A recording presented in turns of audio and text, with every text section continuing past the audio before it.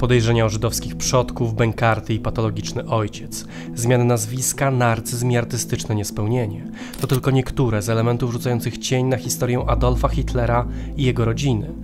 Jak wyglądało dzieciństwo kogoś, kto kilkadziesiąt lat później podpalił świat? Na to pytanie odpowiemy Państwu w dzisiejszym odcinku.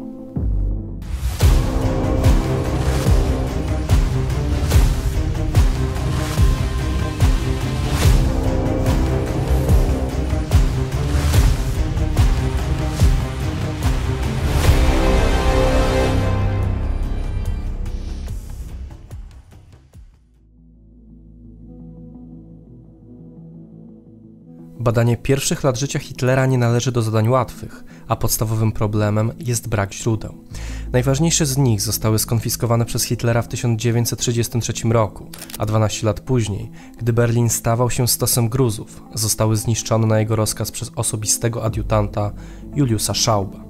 Ciężko dokładnie stwierdzić, czym była umotywowana ta decyzja i co dokładnie znajdowało się w zbiorze. Wiemy na pewno o akwarelach, spośród których kilka zostało uratowanych przez sekretarkę, planach architektonicznych oraz książkach. Ponadto w zbiorze tym mogły znajdować się również prywatne dokumenty, takie jak metryki, być może listy, a nawet fotografie. Mogłoby się więc wydawać, że Adolf Hitler chciał coś ukryć przed światem i jakkolwiek sensacyjnie by to nie zabrzmiało, są wszelkie powody ku temu, aby snuć takie podejrzenia. Szczególnie, że Hitler nigdy nie lubił rozmawiać o tym etapie swojego życia. Gdy w obecności Führera pojawiał się temat jego dzieciństwa, ten błyskawicznie od niego uciekał. A gdy już podejmował to zagadnienie, najczęściej je marginalizował, nierzadko tłumacząc, że na temat swojej rodziny po prostu nic nie wie. Postawa ta z punktu widzenia kariery Hitlera miała swoje uzasadnienie i od początku jego politycznej aktywności, czyli od lat 20. XX wieku, temat rodziny Führera był zagadnieniem bardzo niewygodnym. Mimo to Adolf Hitler wątek dzieciństwa poruszył na kartach swojej książki, czyli Mein Kampf.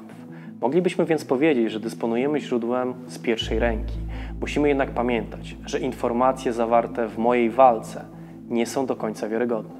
Wiele faktów zostało upiększonych i pozbawionych szczegółów. Informacji na temat dzieciństwa Hitlera należy więc szukać w innych miejscach. Mimo wszystko książka Führera pozostaje pewnym punktem odniesienia, którego nie można całkowicie odrzucić i tym samym będziemy czasem do niej sięgać. Mimo niekompletności źródeł historykom udało ustalić się wiele faktów, a przy okazji wskazać, że już u początków rodu Hitlera można wyszczególnić wiele bardzo krępujących niejasności. Gdzie zaczyna się początek historii człowieka, który rozpętał największą wojnę w dziejach świata? Gdybyśmy chcieli dotrzeć do najstarszych przodków wodza III Rzeszy, musielibyśmy udać się do wiejskiego regionu Waldviertel, który znajduje się na północy Dolnej Austrii, zaraz przy granicy z Czechami. To właśnie tam, 17 czerwca 1837 roku, niezamężna córka nieznanych z imienia rodziców, Maria Anna Schicklgruber, wydała na świat syna, którego nazwała Alois. Maria była służącą i co charakterystyczne dla jej profesji, jej syn był dzieckiem nieślubnym. Mimo zaawansowanego wieku, bowiem Maria w chwili narodzin syna miała już 42 lata, nie przeszkodziło jej to w zawarciu małżeństwa ze starszym o 8 lat Johannem Georgiem Hitlerem, którego najstarszych przodków można odnaleźć w XVIII wieku. Johann Georg nie był jednak w stanie zapewnić rodzinie życia na odpowiednim poziomie, a śmierć żony przyspieszyła decyzję o oddaniu dziecka w obce ręce.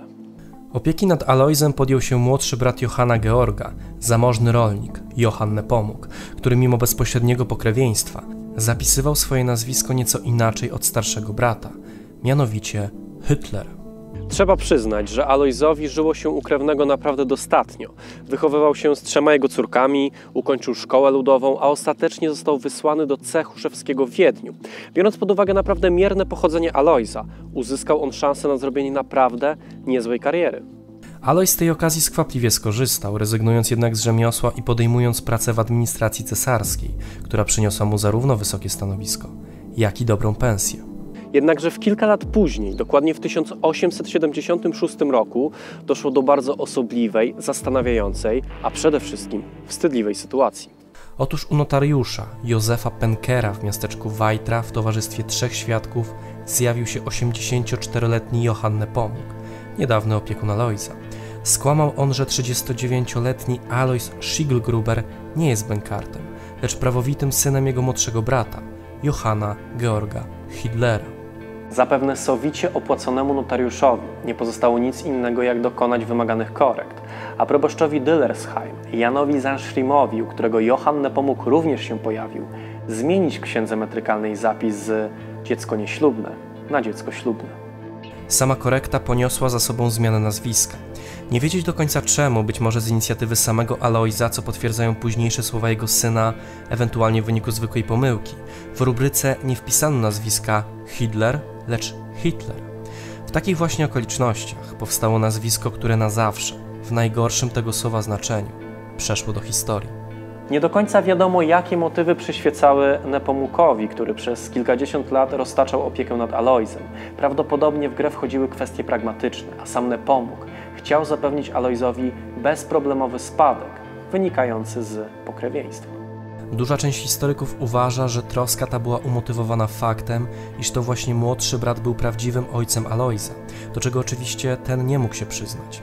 Nie sposób tego dzisiaj rozwikłać, choć problem ten rzuca spory cień na pochodzenie nie tylko Alojza, ale również jego syna, Adolfa Hitlera.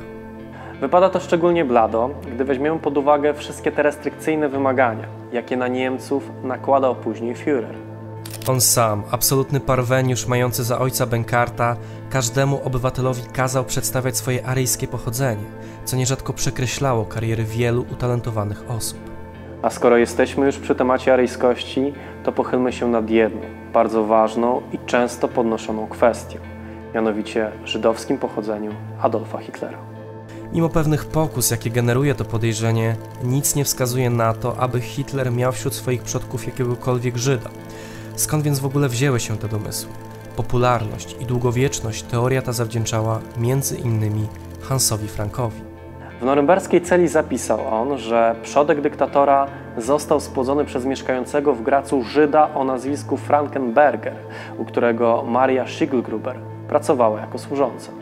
Nie była to zresztą jedyna tego typu teoria. Fritz Thyssen oraz Hans-Jürgen Keller w swoich wydanych w czasie wojny publikacjach twierdzili, że na podstawie dochodzenia zarządzonego przez kanclerza Austrii Engelberta Dollfussa sporządzono tajny dokument o pochodzeniu Hitlera. Z dokumentu miało wynikać, iż babka Hitlera podczas pobytu w Wiedniu pracowała jako służąca u barona Salomona Mayera Rothschilda. I to właśnie tam zaszła w ciąża. Po wyjściu na jaw, że Schicklgruber jest brzemienna, Rothschild miał zwolnić ją z pracy albo odesłać do jej rodziny na wieś. Najnowsze badania obaliły wszelkie przypuszczenia obecne w raporcie, które były niczym innym jak orężem w walce politycznej mającym na celu zdyskredytowanie Hitlera. Podobnie rzecz się miała z rewelacjami Hansa Franka, który, podkreślmy to, zgorzkniały, zawiedziony i przepełniony myślami samobójczymi, stanowi po prostu niezbyt wiarygodne, aczkolwiek niemożliwe do absolutnego zignorowania źródła. Niezależnie jednak od mniej lub bardziej prawdopodobnych hipotez, zarówno pochodzenie babki Hitlera, jak i ojcostwo jej syna, a tym samym ojca przyszłego dyktatora, wciąż pozostają nieznane. Tym niemniej coś w tym wszystkim musiało Hitlerowi przeszkadzać, skoro z istną premedytacją urządził w Dillersheim, bardzo ważnym z punktu widzenia rodzinnej historii miejsca, poligon dla Wehrmachtu. Miejscowość jest dzisiaj opustoszała, a o fakcie istnienia tutaj miasteczka świadczą jedynie malownicze ruiny kościoła, w którym chrzczono ojca Führera i pochowano podejrzewaną o związek z Żydem, babkę Marię. Wróćmy jednak do 1876 roku, czyli do okresu, w którym ugruntowało się nazwisko Hitler.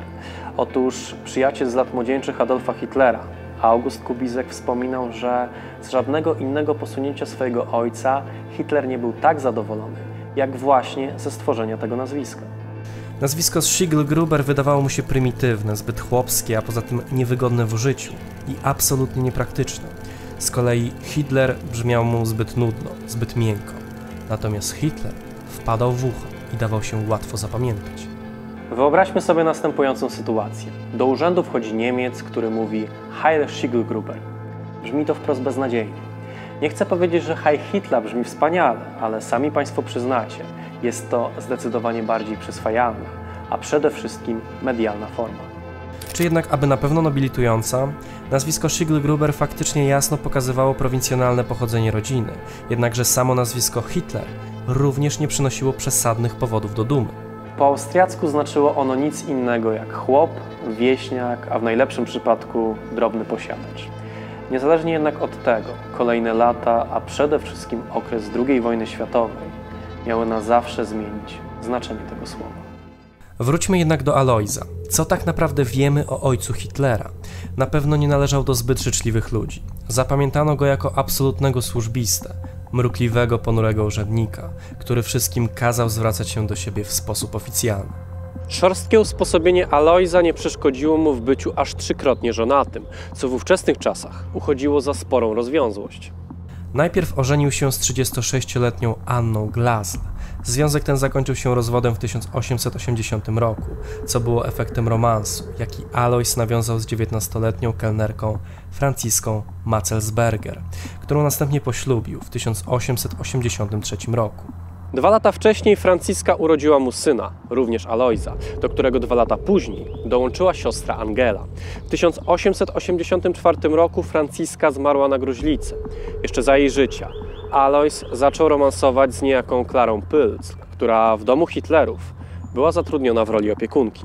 Związek ten był kolejnym skandalem, bowiem młodsza o 23 lata Klara była córką drobnego rolnika Johanna Baptista Pylzla oraz jego żony Johanny, której ojcem był, uwaga, znany nam doskonale Johann Nepomuk Hitler, przybrany ojciec Alojza Schick-Grubera Hitlera, ten sam, który w 1876 roku pojawił się u notariusza i proboszcza. W najlepszym wypadku więc Alojz i Klara byli kuzynostwem drugiego stopnia, a gdyby Nepomuk okazał się faktycznym ojcem Alojza, ich pokrewieństwo byłoby jeszcze bliższe, a tym samym pochodzenie ich syna, Adolfa Hitlera, jeszcze bardziej kontrowersyjne. Specjalny dokument uznający dziecko za ślubne, czyli Illich-Kaiserklärung, pozostawał jednak przy relacji kuzynowskiej. Sama sytuacja nie była prosta. Miejscowy proboszcz pierwotnie odmówił zgody na trzeci ślub Alojza, ze względu na właśnie zbyt bliskie pokrewieństwo. Sama sprawa otarła się nawet o kurię diecezjalną w Lincu, która ostatecznie udzieliła dyspensy Alojzowi, a 7 stycznia 1885 roku odbył się ślub przyszłych rodziców Adolfa Hitlera. Klara Hitler bardzo szybko urodziła 3 dzieci. Gustawa w 1885 roku, Idę w 1886 roku i rok później Otona. Dzieci błyskawicznie zmarły, co mimo wysokiej śmiertelności w tamtych czasach było dość zaskakujące, a dla samej matki niewątpliwie tragiczne. Pierwszą 2 dopadł dyfteryt, a Otto zmarł w wyniku wodogłowia. Podobny los nie spotkał 4 dziecka, które urodziło się 20 kwietnia 1889 roku około godziny 18:30. To wtedy bowiem, na 2. piętrze gospody w Braunau, dokładnie pod adresem Vorstadt 219, który to budynek istnieje do dzisiaj, na świat przyszło 4 dziecko Hitlerów, któremu nadano imię Adolf. Poza tym niewiele wiadomo o pierwszych latach życia Adolfa Hitlera. Wiemy, że jego rodzina dość często się przeprowadzała i o ile on sam urodził się w Braunau, to już w 1892 roku rodzina przeniosła się do Passawy. Stąd w 1895 roku rodzina przeniosła się do Fischalm nieopodal Lambach, czyli leżącej w odległości 50 km od Lincu miejscowości. 2 lata później przeniesie się do Leonding, miejscowości leżącej w bezpośredniej bliskości Lincu. W Mein Kampf Hitler starał się jak najbardziej starannie nakreślić swoją biografię. Wskazywał m.in. na bardzo trudne warunki życia, co z całą pewnością miało mu zjednać sympatię mas pracujących. Nie było to jednak prawdą, bowiem ojciec Alojz otrzymywał solidną pensję wynoszącą 2600 koron rocznie, czyli tyle samo, ile zarabiał wtedy dyrektor szkoły. Tajemnicą okrył Hitler również faktyczne relacje łączące go z ojcem. A podkreślić należy, że metody wychowania stosowane przez Alojza Hitlera pozostawiały, szczególnie z dzisiejszego punktu widzenia, wiele do życzenia. Delikatnie mówiąc, były to rządy silnej ręki, a mówiąc wprost, patologiczne wymaganie posłuszeństwa, nierzadko egzekwowane przemocą. Ponadto Alojz nadużywał alkoholu. Młody Adolf nierzadko musiał odprowadzać go pijanego do domu, co z pewnością nie było dla chłopca powodem do dumy.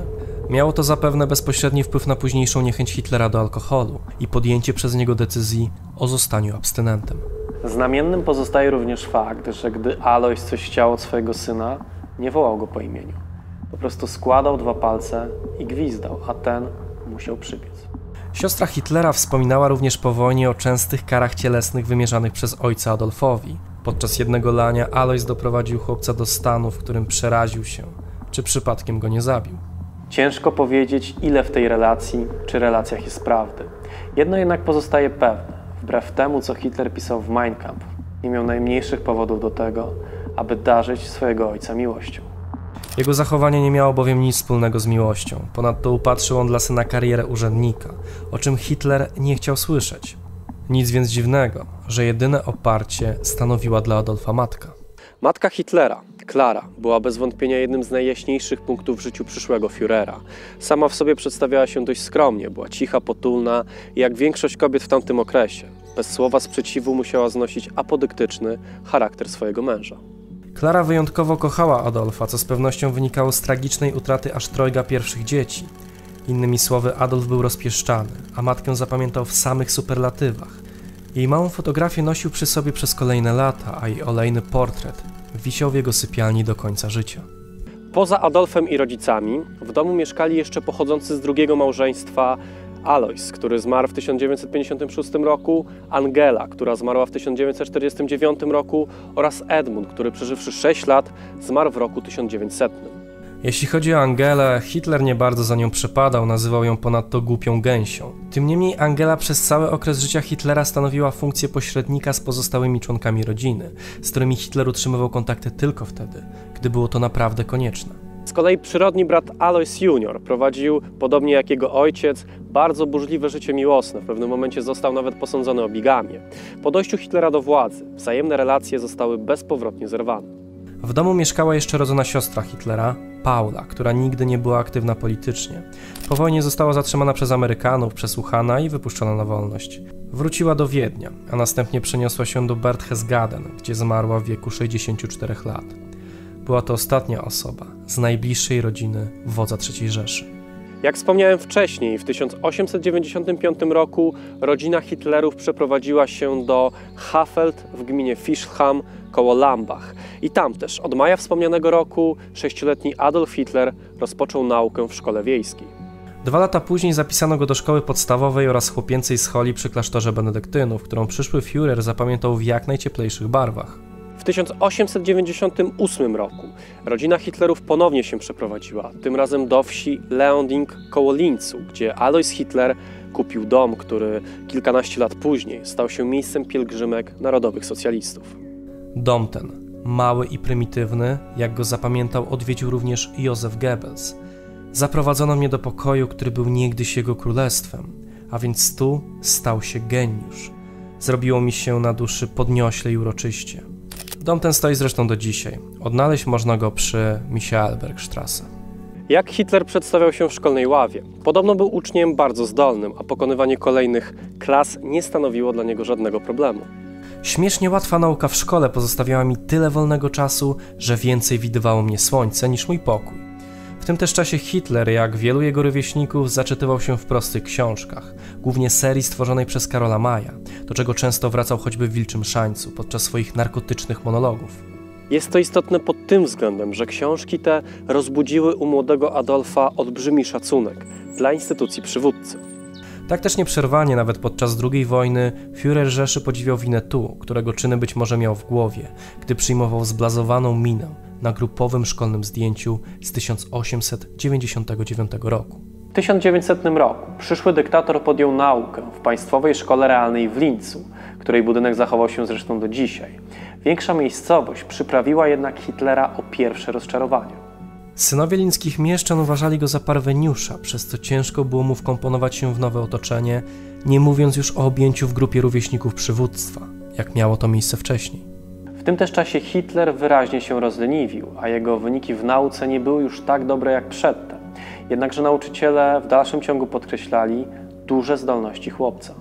W szkole zauważono również jego wybuchowy charakter. Wskazywano, że jest krnąbrny, samowolny oraz przemądrzały. Zapamiętano również, że w tym czasie Hitler wykazywał cechy introwertyczne. Stał się mrukliwy i zdystansowany względem otoczenia. Wzbudziło to zresztą gniew ojca, który nie rozumiał, jak mając tak dogodne warunki, można nie chcieć się uczyć.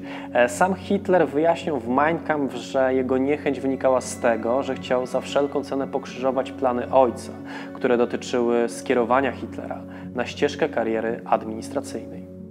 Jak wspominał sam Hitler, interesowała go jedynie historia i geografia. Przez całe życie ciepło wspominał nauczyciela tego pierwszego przedmiotu, Leopolda Pocza, którego nazywał starszym mężczyzną o równie dobrotliwym, jak stanowczym sposobie bycia, który potrafił dzięki swojej wspaniałej elokwencji nie tylko nas zaciekawić, ale wręcz porwać. Pocz był również wykorzystywany propagandowo. Wraz z przyłączeniem Austrii do Rzeszy Niemieckiej, czemu sam nauczyciel wyraźnie się sprzeciwiał, nadano mu honorowe obywatelstwo miasteczka, w którym mieszkał, a wraz z jego 85. urodzinami wydano specjalną edycję Mein Kampf w ilości 500 egzemplarzy. Pocz zmarł w 1942 roku. Rok wcześniej zdążył po raz ostatni spotkać się z Hitlerem w Klagenfurcie. Co ciekawe, uczył on nie tylko Adolfa, ale również innego człowieka, który w ponury sposób przeszedł do historii, mianowicie Adolfa Eichmanna.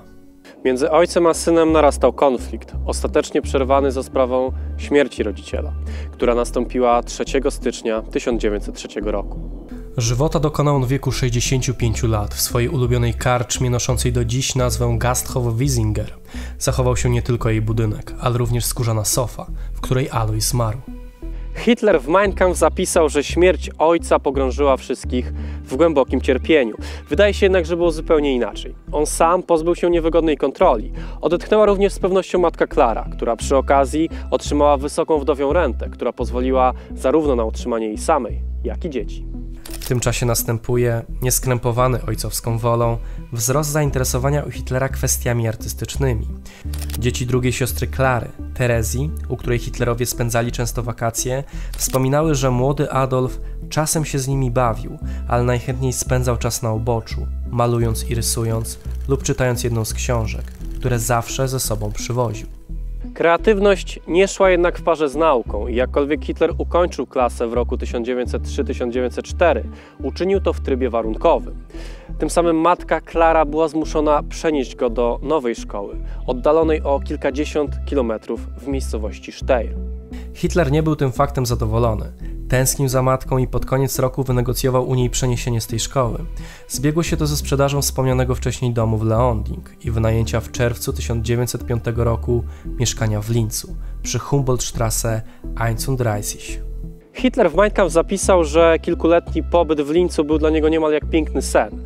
Nic z tym zresztą dziwnego, skoro spędził go na w zasadzie całkowitym marnotrawieniu czasu w skądinąd ładnym i mającym bogatą ofertę kulturalną mieście. Dla tego czasu zachowała się bardzo ważna relacja opisująca to, jak Hitler wyglądał. Jej autorem był przyjaciel z lat młodości, Kubicek, który zwracał uwagę na jeden konkretny element u Hitlera. Nigdy potem nie widziałem człowieka, u którego oczy dominowałyby w twarzy tak bardzo, jak u mojego przyjaciela. Były to jasne oczy jego matki. Jej nieruchome, przeszywające spojrzenie występowało u syna jeszcze wyraźniej. Niesamowite, jak mocno potrafił zmieniać wyraz tych oczu, zwłaszcza gdy mówił. Ten sam Kubicek zwracał również uwagę na wybuchowy temperament Hitlera oraz to, że z równowagi potrafiła go wyprowadzić byle drobnostka. Już wtedy Adolf Hitler wykazywał się naturą nieznoszącą sprzeciwu. Chciał dominować i zaznaczać swoją obecność, a przede wszystkim chciał mówić, tworzyć monologi tak dobrze znane z późniejszych lat. W tym samym czasie Hitler obcował z niekwestionowaną potęgą niemieckiej kultury, sztuką Richarda Wagnera, który w młodym Austriaku z całą pewnością zaszczepił przekonanie o wyższości Niemczyzny nad pozostałymi kulturami. Nie stało się to oczywiście od razu, a miłość do mistrza z Bayreuth rozwijała się kilka lat i trwała do końca życia Hitlera, tym niemniej rozpoczęła się właśnie w Lincu, a jego ulubioną operą był i pozostał Lohengrin. W maju 1906 roku Hitler po raz pierwszy odwiedził stolicę monarchii austro-węgierskiej, czyli Wiedeń, który na pewno wywarł na nim wrażenie pod względem architektury i wielkości samego miasta. Spędził tam jednak zaledwie 2 tygodnie, zbyt mało, aby budować na tym dokładniejsze emocje. Po tej krótkiej wizycie musiał wrócić do Lincu, ponieważ jego matkę Klarę dotknęła bardzo ciężka choroba. W 1907 roku żydowski lekarz Eduard Bloch zdiagnozował u niej raka piersi. Ponad 30 lat później na emigracji w Stanach Zjednoczonych dr Bloch wspominał, że przekazana rodzinie informacja najbardziej wstrząsnęła właśnie Hitlerem. 18 stycznia przeprowadzono ciężką operację w szpitalu Sióstr Miłosierdzia w Lincu. Operacja zakończyła się sukcesem. Wszystko wskazywało na to, że matka Hitlera wróci do zdrowia. Tym samym Hitler wyruszył do Wiednia w jednym konkretnym celu – zdać egzamin do Akademii für Bildende Künste, czyli Akademii Sztuk Pięknych. Historia ta jest dość dobrze znana, ale przypomnijmy kilka faktów. Hitler postanowił zdawać na malarstwo, kierunek, który nie wymagał od kandydatów świadectwa dojrzałości. Na egzaminy wstępne zgłosiło się 112 kandydatów. Hitler, w przeciwieństwie do 33 innych adeptów sztuki, przeszedł przez pierwszy etap. Niestety, i powiedzmy to z całą stanowczością tych słów, drugi etap, przez który przeszło zaledwie 28 kandydatów, okazał się niepomyślny dla Hitlera. Ocena była oszczędna w słowach. Za mało głów, rysunek próbny, niedostateczny. Hitler był w szoku. Uważał, że na egzamin idzie jak po swoje, święcie przekonany o swoich ponadprzeciętnych zdolnościach. Mimo mnożących się później opinii, jakoby Adolf Hitler był chodzącym beztalenciem, nie były one prawdą. Nawet podczas egzaminów wskazano, że Hitler na pewno ma talent, ale nie w kierunku malarstwa, lecz architektury. Niestety na ten kierunek Hitler nie mógł składać, ponieważ od kandydatów wymagano wtedy matury. Dla Hitlera była to jednak marna pociecha. Jak wspominał, ze wspaniałego hansenowskiego gmachu na placu Schillera wychodziłem przybity i po raz pierwszy w moim młodym życiu skłócony samym sobą. Powtórzę słowa wielokrotnie wypowiadane. Gdyby wiedeńscy profesorowie byli bardziej łaskawi dla Hitlera, wyświadczyliby światu niemałą przysługę. Była to jednak pierwsza próba dostania się w mury Akademii, która nie zniechęciła Hitlera. Prawdziwe upokorzenie miało nastąpić kilka lat później. Porażka na egzaminach nie była końcem złych wiadomości dla Hitlera. Gdy w październiku wrócił on do Linzu, zastał swoją matkę w bardzo złym stanie.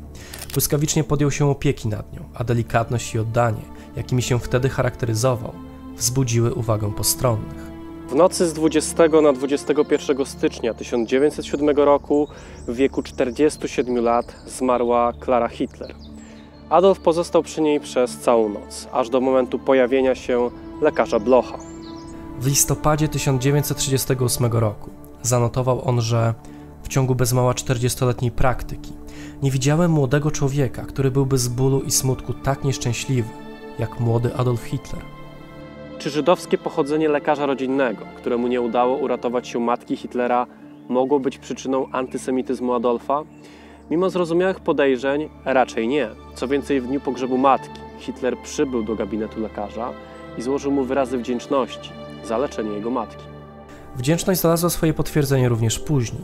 Gdy w 1938 roku Niemcy wkraczali do Austrii, Hitler nakazał odszukać Blocha i objąć go ochroną. Co więcej, Führer wcześniej utrzymywał z Blochem korespondencję. Jeszcze w 1937 roku wypytywał lekarza o stan jego zdrowia, nazywając go Edeljude, co znaczyło szlachetny Żyd. Ostatecznie względy, jakimi cieszył się Bloch u Hitlera, spowodowały, że uzyskał on możliwość wyemigrowania do Stanów Zjednoczonych. Jednakże paradoksalnie, emigracja nie oznaczała dla lekarza spokoju.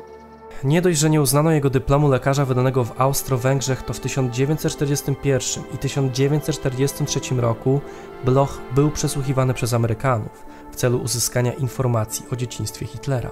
W tym samym czasie opublikował on wspomnienia na łamach tygodnika Collier, gdzie wbrew potrzebom opinii publicznej namalował bardzo pozytywny obraz dyktatora. Jako młodzieniec był cichy, dobrze wychowany i schludnie ubrany. Czekał cierpliwie w poczekalni, aż nadejdzie jego kolej, po czym jak każdy 14- czy 15-latek kłaniał się na znak szacunku i zawsze grzecznie dziękował lekarzowi. Jak wielu innych młodzieńców z Linzu, nosił krótkie spodnie lederhosen i zielony wełniany kapelusz z piórkiem. Był wysoki, blady i wyglądał na starszego niż na swój wiek. Jego oczy, które odziedziczył po matce, były duże, melancholijne i zamyślone. W bardzo dużym stopniu ten chłopiec żył jakby w sobie. Bloch powiedział również, że najbardziej uderzającą cechą Hitlera była jego miłość do matki. Uprzedzając zarazem wszelkiego rodzaju pytania, wątpliwości i szukanie sensacji, podkreślił on, że relacja ta nie nosiła charakteru patologicznego. Hitler nie był mamin synkiem, nigdy nie byłem świadkiem bliższego przywiązania. Ich miłość była wzajemna. Clara Hitler uwielbiała swojego syna. Kiedy tylko było to możliwe, pozwalała mu iść własną drogą. Podziwiała na przykład jego akwarele i rysunki oraz wspierała jego artystyczne ambicje w opozycji do ojca, co wiele ją kosztowało. Clara Hitler została pochowana obok swojego męża. Na pewno zastanawia Państwa, czy grób rodziców Hitlera przetrwał wojenną zawieruchę. Nie tylko ją. Istniał bowiem do 2012 roku, kiedy to został zlikwidowany na polecenie dalekiej krewnej Adolfa Hitlera.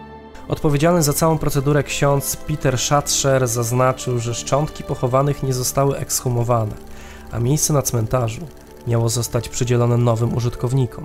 Duchowny podkreślał, że grób był regularnie odwiedzany przez grupy neonazistowskie, a na chwilę przed demontażem znaleziono przy nim wazę z napisem „Niezapomniany” i symbolem SS. Ponadto mieszkańcy Leonding wskazywali, że na cmentarz przyjeżdżały całe autokary ze zwolennikami Hitlera, podobnie zresztą jak turyści, a wcześniej oczywiście Adolf Hitler, którego uchwycono na kilku fotografiach. Śmierć matki była dla Hitlera momentem przełomowym. Już nic nie trzymało go w rodzinnej miejscowości. Zanim jednak wyruszył do Wiednia, wraz z siostrą Paulą złożył wniosek o przyznanie renty sierocej. Rodzeństwu przyznano pieniądze w wysokości 50 koron do podziału. Ponadto ojciec zostawił im w spadku 652 korony, jednakże możliwe do wypłaty dopiero w chwili ukończenia przez spadkobierców 24 roku życia, na co Hitler musiał jeszcze poczekać kilka lat. Tym niemniej od razu mogli oni rozporządzać spadkiem przypadającym na matkę Klarę, liczącym blisko 2000 koron. Pozwoliło to utrzymać się Hitlerowi przez rok w Wiedniu, do którego ostatecznie wyjechał 12 lutego 1908 roku.